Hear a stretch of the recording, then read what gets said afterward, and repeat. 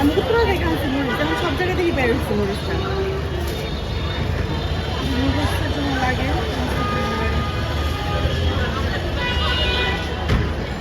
হয়ে যাবে half KG হয়ে যাবে। ভালো করে দেখো তো।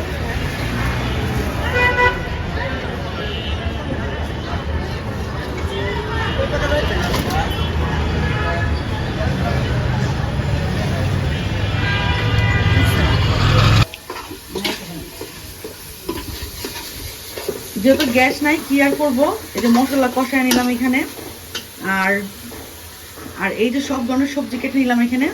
এখানে টমেটো, তারপরে সিম, নতুন আলু, এটা ভালো করে কষায় পানি দিয়ে তারপর মাছ দিয়ে দেবো, রুই মাছ দিয়ে রান্না করবো আজকে।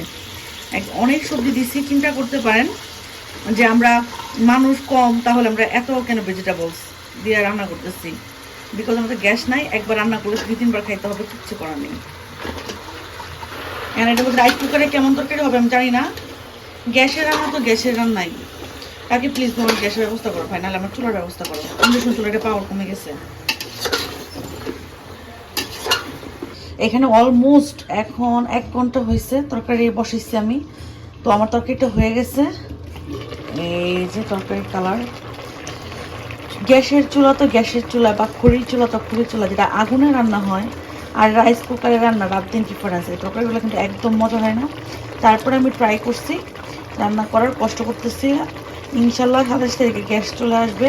তো আলহামদুলিল্লাহ, সবার কি অবস্থা জানি না, সবাই এই কষ্টই করতেছি। ফাইনালি আমরা গ্যাস পেলাম আজকে। 2500 টাকা নিচে গ্যাসের প্রাইস, 2500। হ্যাঁ 2500। যে গ্যাসের প্রাইস ছিল 1200 টাকা, আমি 1500 পর্যন্ত কিনছি।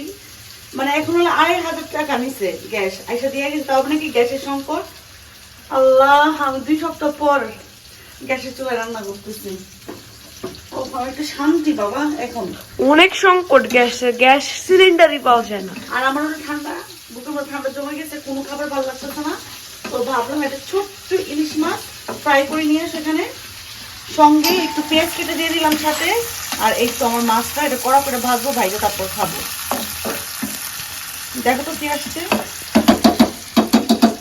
এখানে হয়ে গেছে আমার ইলিশ মাছ ভাজা। শুকনো মরিচ দিয়ে দিলাম কয়েকটা, শুকনো মরিচ খেতে খুবই ভালো লাগে আমার। আর এই তো আমার বাইরে চা বানাই দিয়েছিলাম, সেই চা খাই নাই। চা হয়ে গেছিল ঠান্ডা, এখন চা দিতেছে গরম করে। আর অলমোস্ট এখানে আমার ভাত হয়ে গেছে রাত্রের জন্য। তো আজকে আমি অনেক হ্যাপি, আমার গ্যাস চলে আসছে। কি হয়েছে?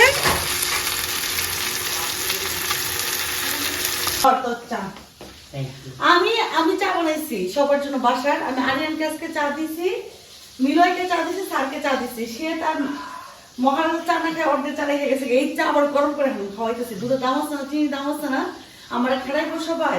এগুলো করা শেষ করো। তোমার তো উচিত এটা গরম করে খাওয়া উচিত ছিল না, অথচ এটা ঠান্ডা শরবত হিসেবে খাওয়ানো উচিত ছিল। একটু অলস তো তাই।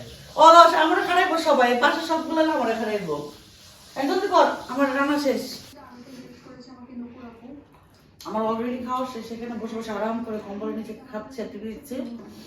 আর আপনাদের রাকিব ভাই খাচ্ছে সালাড। আরে সালাদ আম্মু, সালাড না। আরে মজা করতেছি, দাও তো খাই। সালাদ কেমন হয়েছে?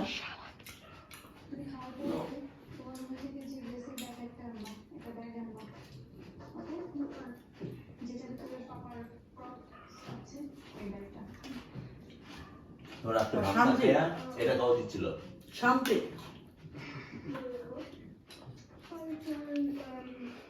এখন আমি খাওয়াই দেবো।